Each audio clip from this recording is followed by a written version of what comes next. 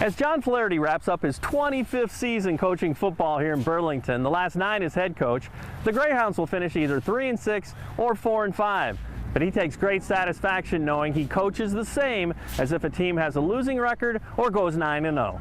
It's been a unique year. I mean, we've got a lot of great kids. We've had a very good offseason, but we've had a season where there seems to just be a cloud of just inconsistencies where things are going really well and then all of a sudden there's a missed block or a missed tackle, drop ball somewhere, and then it just compounds itself. So for that part, I feel horrible for the kids because it's just part of what sports is. Sometimes the ball bounces your way and sometimes it doesn't, and you got to find a way to get back up again. And our kids have answered that bell, and I'm happy for them in that regard. And it's sad that a team like ours is not going to make the playoffs.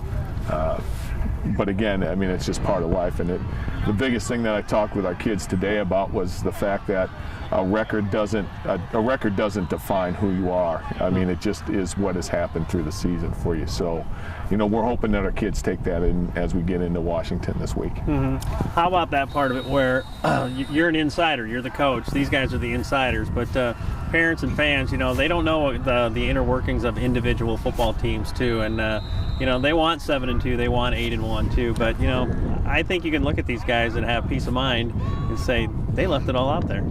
Yeah, there's no doubt. I mean, mistakes happen, and that's part of the game, and it's a part of life. You end up making mistakes, and the goal is to try to learn from your mistakes and come back even stronger. And I think our kids have done that. I think our kids have done a very good job of staying together and not pointing fingers, which is so easy in the world to do, is to point at somebody else and say, well, it's their fault, or it's that situation. If we would have had that.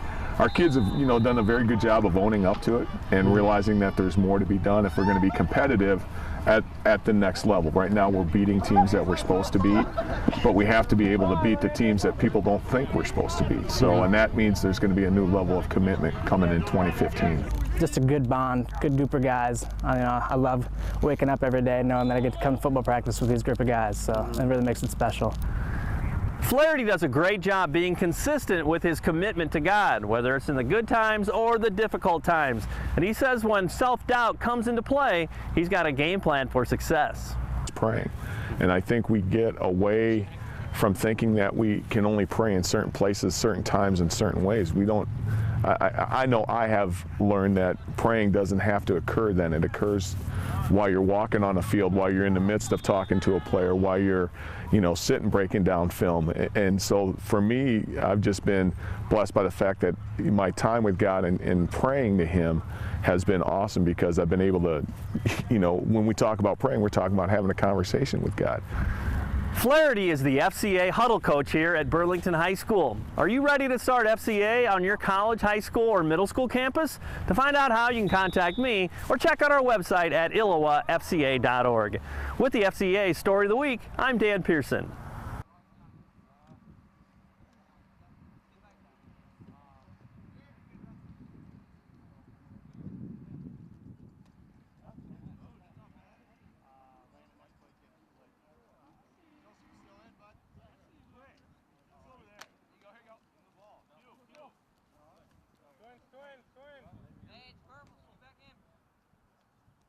Got him in half.